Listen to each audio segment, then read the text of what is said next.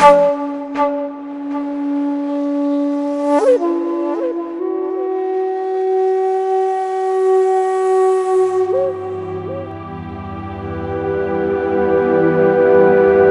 संस्कार एक संस्कृत शब्द है जिसका अर्थ है गर्भस्थ शिशु को शिक्षा देना।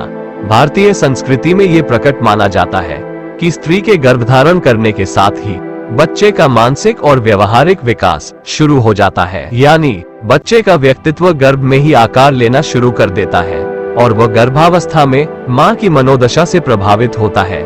इसके बारे में प्राचीन भारतीय शास्त्रों और वेदों में भी उल्लेख मौजूद है।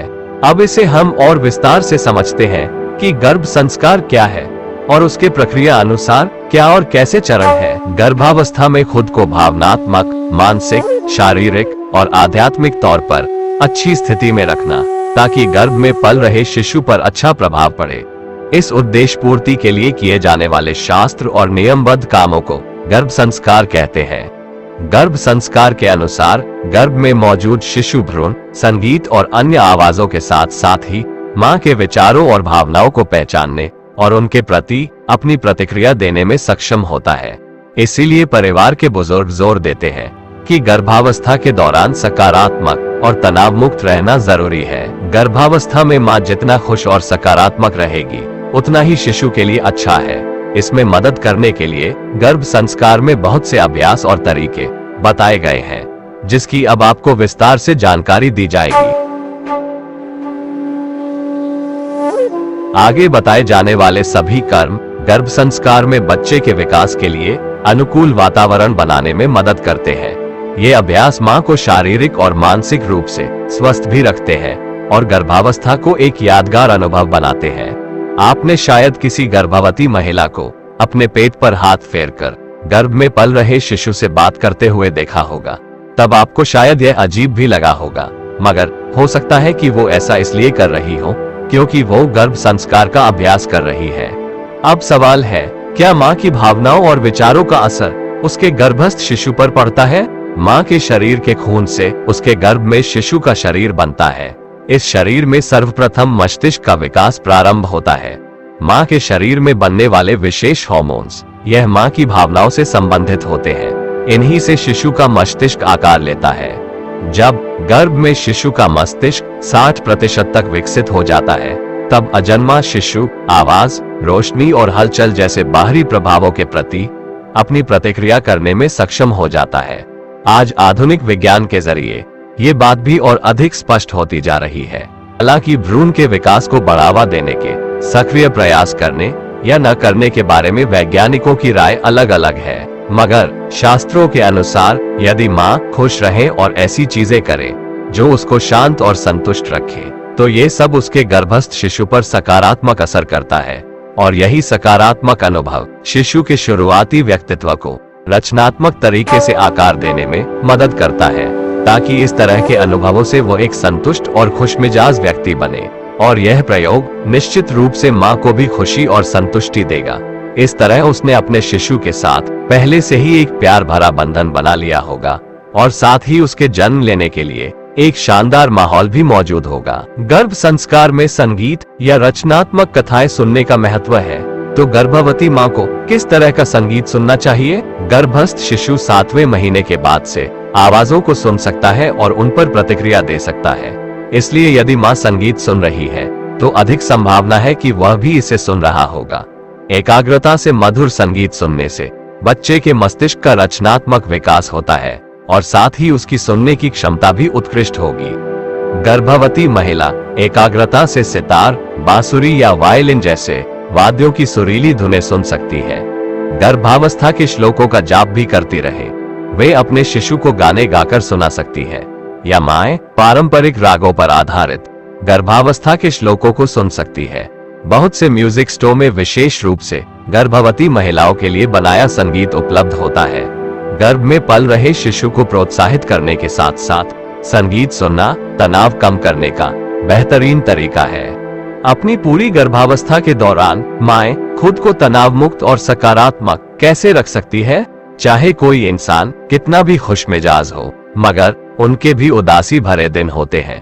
वे भी तनाव और चिंता के शिकार होते हैं। गर्भावस्था के दौरान हार्मोन्स का बढ़ा हुआ स्तर माओं को सामान्य से अधिक भावुक बना सकता है। इसलिए भले ही वे प्रेगनेंसी में पूरे समय खुश और तनाव मुक्त रहना चाहें, लेकिन उनके मनोभावों में उतार चढ़ाव तो रह ही सकता है। अगर गर्भवती महिला के पास अपनी रुचि या शौक पूरा करने के लिए समय नहीं है, तो किताबें पढ़ने या अच्छी रचनात्मक वीडियोस देखने से भी आपका मन स्थिर रह सकता है। गर्भ संस्कार के अनुसार गर्भावस्था के दौरान शिक्षाप्रद किताबें पढ़ने से बच्चे तक भी इसका ज्ञान पहुंचता है। सदियों से गर्भवती महिलाओं को पौराणिक घटनाओं और शास्त्रों को पढ़ने के लिए प्रोत्साहित किया जाता रहा है। अपने जीवन के सिर्फ अच्छे पलों को याद करें, कभी भीड़ से दूर घूमने जाकर प्रकृति के मनोहर दृश्यों का आनंद लेते रहें और अपने आसपास अपनी पसंदीदा तस्वीरें लगाएं। गर्भ संस्कार के अनुसार किस तरह के भोजन का सेवन सर्वोत्तम माना जाता है? गर्भ संस्कार के दौरान सिर्फ शुद्ध व सात्विक आहार ही ग्रहण करना चाहिए।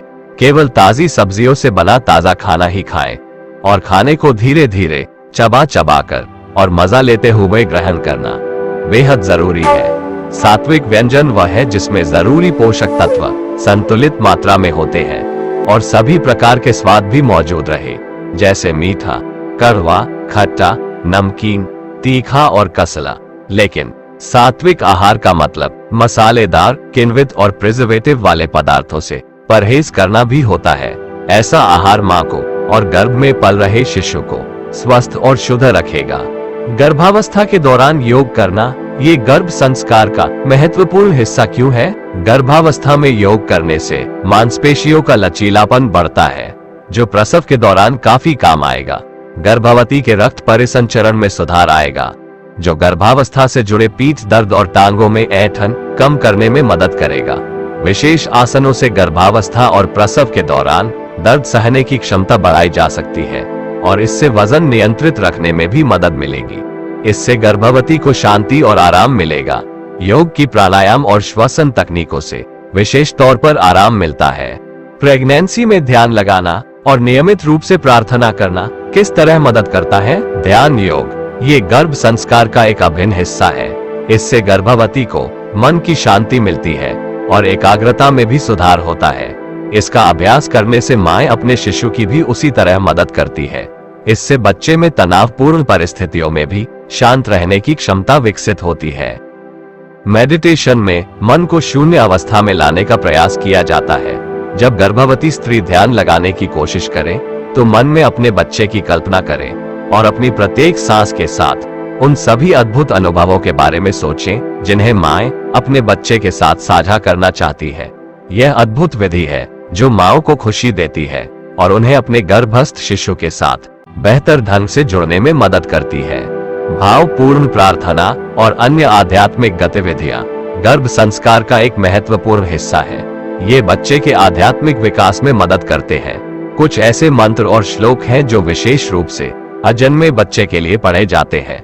इनमें शिशु को उत्तम बुद्धि, अच्छा स्वास्थ्य, मानसिक खुशी और नैतिक मूल्यों जैसे गुणों का आशीर्वाद देने की सदिच्छा शामिल होती है।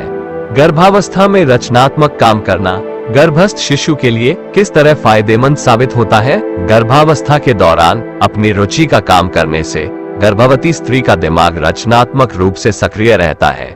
ये गर्भस्थ शिशु के रचनात्मक बुद्धि के विकास को बढ़ावा देता है। मिट्टी के बर्तन बनाने, बुनाई, चित्रकारी या हस्तकलाकृति बनाना इस जैसे विभिन्न रचनात्मक कार्यों में अपना हाथ आजमा सकती है। शिशु का दिमाग तेज करने की कोशिश में गणित और वर्ग पहेली सुलझाना, शास्त्रीय संगीत सीखना, शतरंज या विज्ञान आधारित रोचक गतिविधियों को करना चाहिए। इससे गर्भवती स्त्री को दिलचस्प काम करने को मिल जाता है और इससे उनका और शिशु का तनाव भी कम होता है। गर्भवती स्त्री अपने गर्भस्थ शिशु से किस तरह बातचीत कर सकती है? प्रेम भरी भावनाओं से अपने पेट पर हाथ फेरना और शिशु की गतिविधियां देखते हुए उससे बातें करना और गाना गाकर सुनाना, ये सब गर्भस्थ शिशु से बातचीत करने के उत्तम तरीके हैं। माँ अपने शिशु से हर दिन एक अलग विषय पर बात कर सकती है। उसे बताएं कि आप उसे अपने जीवन में पाकर कितनी खुश हैं। परिवार के बारे में मजेदार किस्से उसके साथ साझा करें या उसके भविष्य के लिए अपनी योजनाओं के बारे में बात करें। शुरुआत में माओं को यह अजीब लग सकता है। थोड़ा समय दें वे जल्द ही इसमें सहेज महसूस करेगी। गर्भ संवाद को गर्भ संस्कार का सबसे महत्वपूर्ण पहलू माना जाता है, क्योंकि यह शिशु की इंद्रियों को उत्तेजित करता है और उसके मानसिक और शारीरिक विकास में गजब की मदद करता है। यह माँ और आपके शिशु के बीच एक मजबूत बंधन बनाने में मदद कर सकता है। गर्भ संस्कार के नए सुझावों में क्या सिखाया जाता है? गर्भ संस्कार में कुछ नई तकनीकों को पेश किया गया है, मगर इनका आधार माँ और शिशु के विकास को सकारात्मक रूप से बढ़ावा देने का पुरातन शास्त्रीय सिद्धांत ही है। Number 1, auto hypnosis. यह मेडिटेशन की ही एक तकनीक है जो इस सिद्धांत पर काम करती है कि माँ के दिमाग में जो बातें चल रही है उन्हें हकीकत में बदला जा सकता है। इसलिए इस तकनीक में गर्भवती माँ का दिमाग एकदम खाली होना चाहिए और इसके बाद उन्हें विश्वास के साथ ये कल्पना करनी चाहिए कि गर्भ में पल रहा शिशु सही ढंग से बढ़ रहा है और पूर्ण स्वस्थ है। यह विधि अद्भुत हार्मोन्स का निर्माण करती है जिनका शिशु के पोषण में सबसे सकारात्मक पहलू होता है। Number 2, colour therapy.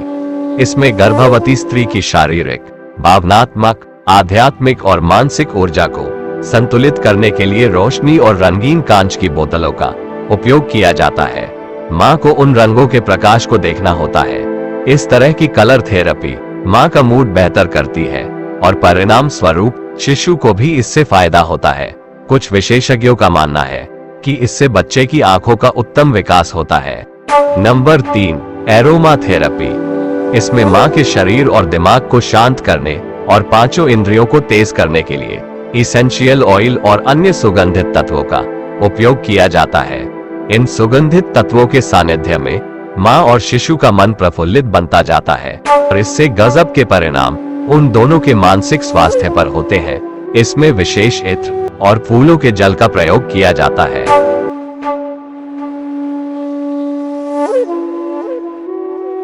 Check the mic and make sure it sound right, boys.